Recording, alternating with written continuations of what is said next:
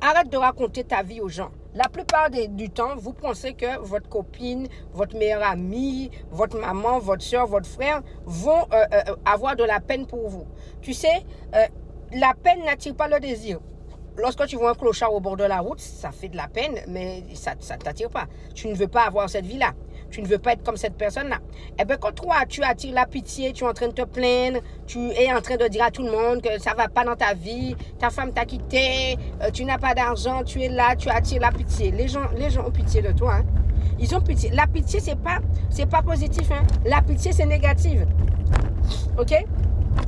Donc, arrête de venir te plaindre aux gens, que ce soit au travail, que ce soit dans ta propre famille, hein, pour que les gens puissent rigoler de toi. La plupart du temps, tu fais pitié. Les gens te disent, oh, ça va aller, nanana. Mais tu prends l'énergie des gens, OK? Mais la mauvaise énergie, parce que les gens, c'est de la pitié qu'ils te donnent. Donc, c'est pas bon, OK?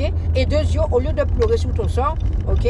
Allez chercher la solution. Même si tu as mal quelque part, ton mari t'a quitté, voilà. Va chercher la solution parce que c'est pas quand tu vas te plaindre avec les autres, te plaindre toi-même que tu vas avancer. Tu n'avanceras pas.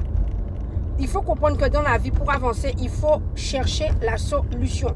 Moi, il y avait, je me rappelle à l'époque, je travaillais dans une mairie et j'avais fait une boulette, ok? Bon, une boulette sans que ça soit une boulette. Hein. C'est juste qu'il y avait au niveau du délai, la personne n'avait pas respecté le délai parce qu'elle avait modifié les documents.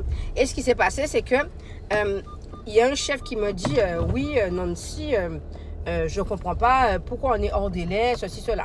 Donc je lui dis, on n'est pas hors délai. La personne avait déjà fait le devis. Et ce qui se passe, c'est que la personne nous a fait une fleur et elle nous a modifié un peu le devis.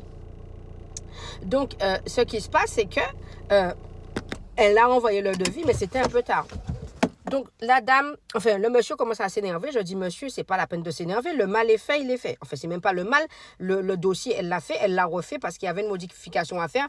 Et effectivement, on a dépassé le délai. Mais dans ces cas, vous voyez bien que le premier dossier, c'est daté, c'est signé. Je suis pas en train de vous raconter des conneries.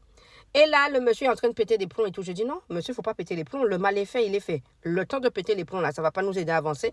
Qu'est-ce qu'il faut que je fasse pour respecter la procédure? Est-ce que vous voulez un mail? Est-ce que vous voulez que... Le monsieur m'a dit, faites un mail.